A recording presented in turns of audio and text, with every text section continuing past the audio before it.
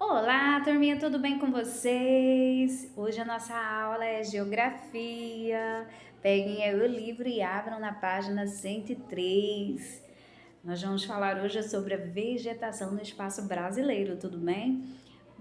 A princípio, nessa página é para vocês o que observarem o quadro datado de 1827, onde o pintor francês Aimé Adrien reproduziu características do que ele encontrou na onde? No Brasil.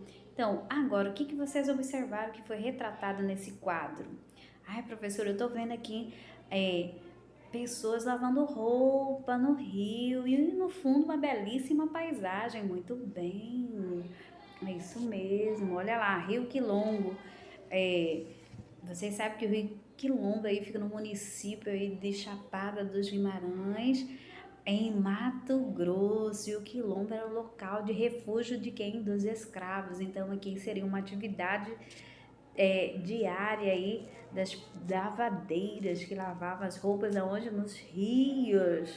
Vamos para a próxima página aí falando sobre vegetação. O que seria vegetação? Vegetação é o conjunto de plantas que formam quem? A cobertura vegetal de determinada área. Muito bem, então todas as plantas aí que são originárias ou natural do local onde se encontram constitui o que? A vegetação natural desse local. Então, assim locais com muitos rios e altas temperaturas costumam apresentar o que? Umidade e chuvas constantes, o que favorece o que? O crescimento das plantas. Por isso, são locais o que? Adequados e favoráveis ao desenvolvimento de quem? Das florestas. Mas também existe, por outro lado, em locais nos quais a temperatura são o que? Elevada, mas há pouca umidade. Então, a vegetação costuma ser pouca e menos desenvolvida, como é o caso de quem da Caatinga, na região nordeste do Brasil. Então, vamos para a próxima página aí, que é a página 105. Então, assim como os elementos do clima, elas interferem onde? Interferem na vegetação. Então, esta também influi no clima.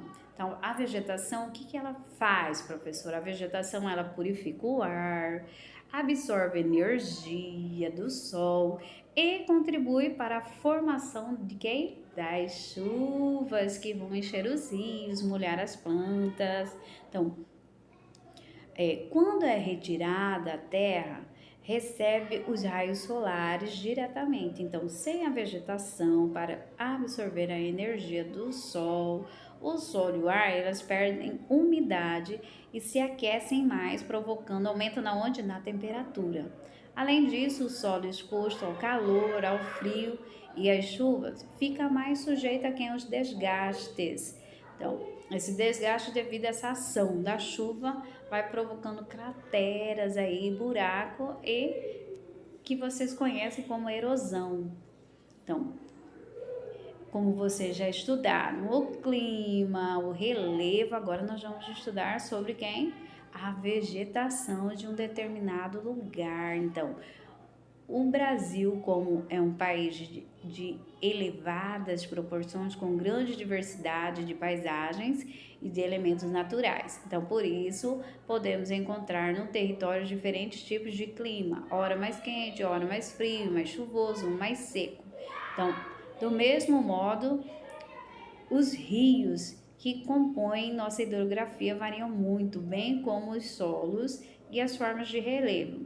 Então, dessa combinação de fatores vai resultar numa vegetação variada, sendo cada uma de suas variedades diferentes adequadas às condições naturais da região onde se encontram. Então, dependendo da região, nós vamos encontrar um tipo de vegetação. Então, vocês vão observar nesse mapa aí, Brasil Vegetação Natural, que vai apresentar aí diferentes vegetações aí que vocês vão ver aí. Existe a floresta amazônica, mata atlântica, florestas tropicais, floresta araucária, mata dos cocais, caatinga, cerrado, complexo do Pantanal, campos e também vegetação litorânea.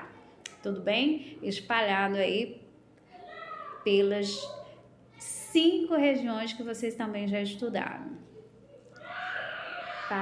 Vamos para a próxima página aí, que é a página 106, que fala sobre o tipo de vegetação, que é a floresta amazônica. Então, essa floresta é um dos maiores agrupamentos vegetais do planeta. Então, ela abrange 8 países além do Brasil. Ela é formada por uma grande variedade de árvores altas, arbustos e plantas. Sua vegetação exuberante é resultado do clima equatorial, com chuvas abundantes durante todo o ano. Já a Mata Atlântica, ela é constituída de uma grande variedade de árvores altas, cujos troncos são cobertos por cipós e queimais e trepadeiras. Então, essa floresta que antigamente acompanhava quase todo o litoral brasileiro, ela encontra-se muito desmatada nos dias atuais. Então, isso mesmo. Então, aconteceu ninguém reflorestou, só tirou as vegetações desse lugar e ela ficou desmatada, restando menos de 10% de cobertura original. E o clima tropical quente e úmido na maior parte do ano, bem como o relevo montanhoso de algumas áreas aí onde ocorre, o qual ainda dificulta o acesso humano, que vai contribuir para a sua exuberância, sua beleza. Agora na página 107 vamos falar sobre o cerrado aí. Então, a vegetação do cerrado ela é formada por gramíneas, arbustos e árvores em geral, mais baixas que as das florestas tropicais ou equatoriais. Então, seus troncos e ramos são protegidos por uma casca grossa própria para resistir a incêndios, os quais podem ocorrer naturalmente em algumas épocas do ano. Tudo bem? Então, é típica de árvores aí em que predomina o clima tropical, com 2 estações bem definidas. Verão chuvoso e inverno seco, e por cobrir áreas nas quais o clima apresentam aí estação seca, muitas de suas plantas são adaptadas para retirar água do solo, o qual nas regiões aí do cerrado é drenado por uma grande quantidade de rios. Tudo bem? Agora a caatinga. A caatinga é formada por plantas espinhosas que cobrem solos rasos. Então, durante a maior parte do ano, elas permanecem secas pela falta de chuva, mas quando chovem, tornam-se rapidamente verdes e abundantes. Porém, aí, esses períodos de chuva costumam durar poucas semanas no ano. Em alguns anos não ocorre, o que ocasiona muitos problemas, não somente para a vegetação, mas também para os animais e seres humanos que habitam essa área aí. Então, a vegetação propícia e própria para esse lugar é a caatinga, e o tipo de clima é o semiárido. Tudo bem? Agora vamos para a próxima página aí, que é a página 108, que fala sobre as florestas de araucária. Então, essa floresta aí, ela é própria do clima subtropical. É formada por araucárias, que são árvores altas e esguias, que se destacam na paisagem, associadas a diversas outras plantas. Então, os galhos e ramos, elas crescem na direção horizontal. Ok? Com as pontas curvas para cima, horizontal para cima as curvas. E as folhas são duras em forma de uma agulha e resistem bem ao frio. Então, suas árvores precisam de chuvas regulares. Nesse tipo de vegetação, existem também muitas outras espécies de plantas, como a erva mate.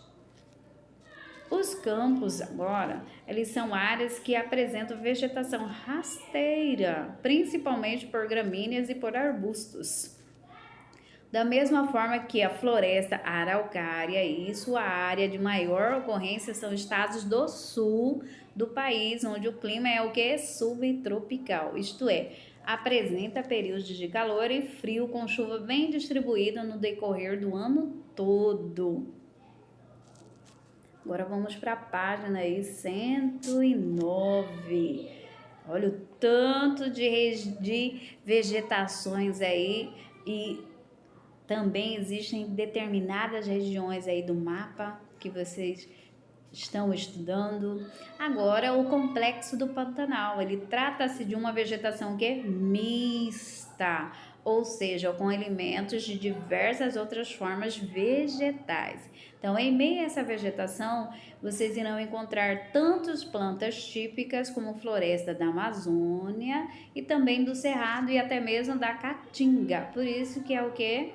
É uma vegetação mista. Então, esse tipo de vegetação se desenvolve em locais de clima tropical quente, com períodos de seca e de chuva, e ocorre em área de relevo plano e baixo. Então, por essa razão aí, nos períodos de chuvas e torrenciais, são fortes, que atingem a região todos os anos, suas áreas são o que? Inundadas. Daí o nome o que? Pantanal, que significa grande pântano com vegetação alagada.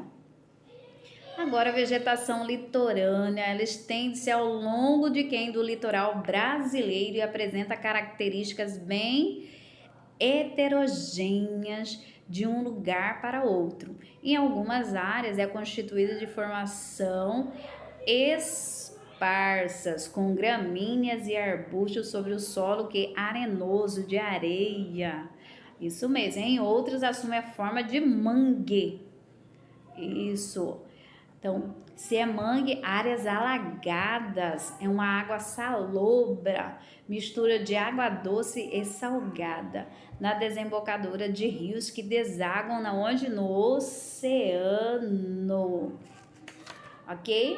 Agora, na página aí 110 aí, é para vocês localizarem no mapa da página 105 os diferentes tipos de vegetação do Brasil.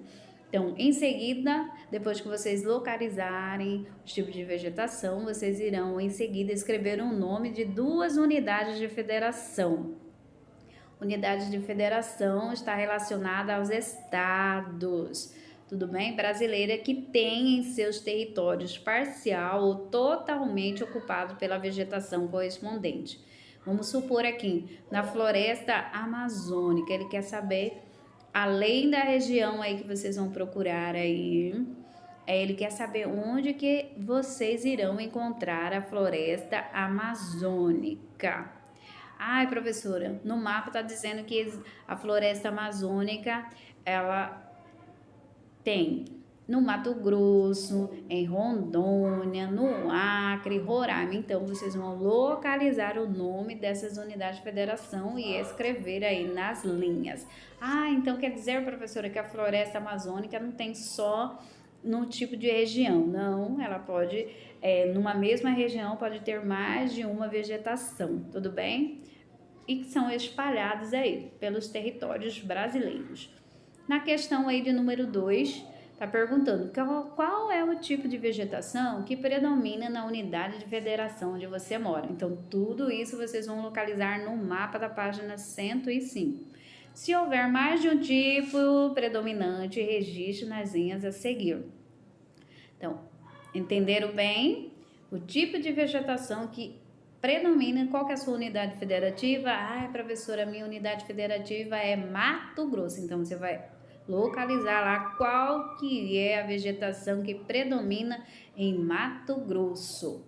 Na questão de número 3 aí é para você observar a foto e escrever que tipo de vegetação elas representam. Se é caatinga, se é vegetação litorânea, se é complexo do Pantanal, se é cerrado, se é campo, Mata Atlântica, tudo bem? Então, aí vocês vão escrever o tipo de vegetação que está aparecendo nas imagens aí. Agora, na página 111. Nessa página aqui, está falando sobre árvores nativas, não é assim? Então, cortar árvores nativas, sujar rios, jogar lixo em áreas de preservação, etc., são atitudes que vão causar o que? Danos a quem? Ao ambiente e à sociedade. Mas isso ocorre porque na natureza os elementos dependem de quem? Um dos outros, incluindo de quem? De nós seres humanos. Por exemplo, se a vegetação original de uma área for retirada, esse solo deverá o quê? Será exposto a quem? Ao sol, à chuva, que pode ocasionar desgaste, que eu já expliquei o que seria desgaste, a erosão. Além disso, os animais que vivem no local perdem quem? O seu habitat vai para onde? Vai para a cidade. Então, como consequência, temos de procurar outros lugares para viver, como cidades e plantações, não sobrevivendo quando encontraram novas áreas para se estabelecerem. Então, por isso existem as unidades de conservação ambiental, que são áreas criadas para evitar a destruição de belezas naturais.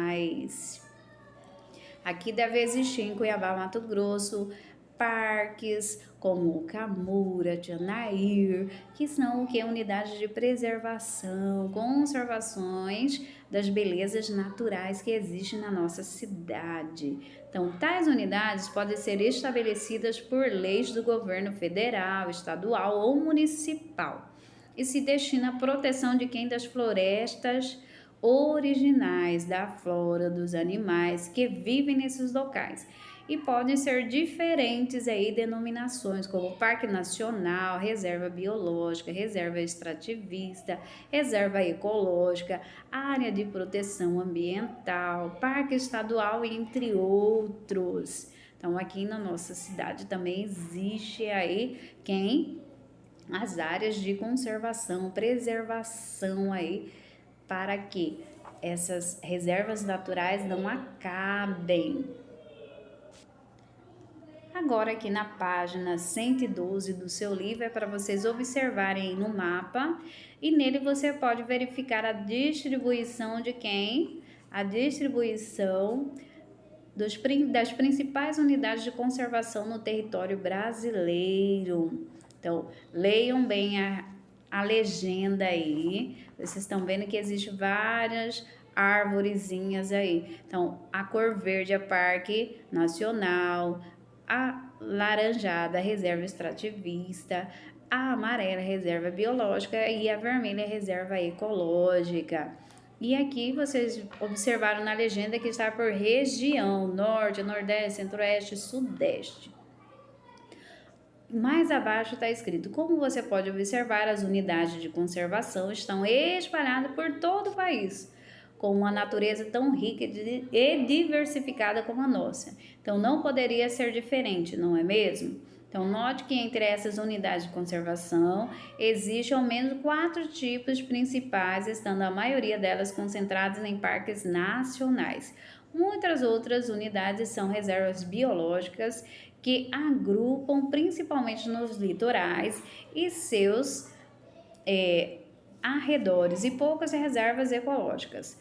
Por fim, temos as reservas extrativistas, principalmente da região norte, pois a seringueira, aliás, é uma espécie de árvore amazônica explorada de maneira sustentável nessas reservas. É da seringueira que se extrai o látex, que é uma matéria-prima da borracha e é principal produto das reservas extrativistas.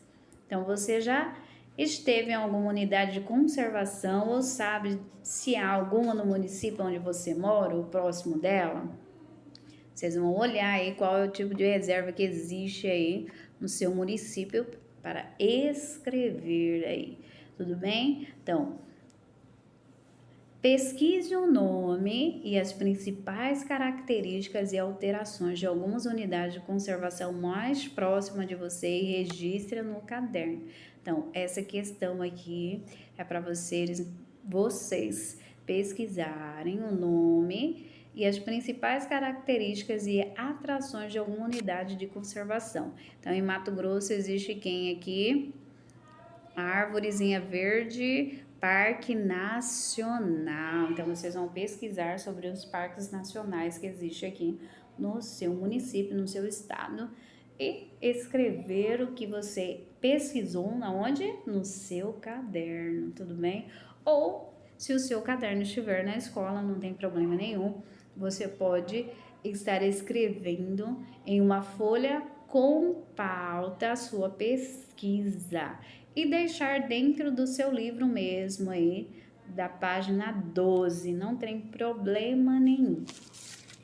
E não se esqueçam de completar aí no livro de atividade a página 196 até a página 197, que vai falar sobre quem? Sobre os tipos de vegetações aí, sobre a vegetação, ok? Beijos, tchau, fiquem com Deus, até o próximo vídeo aula.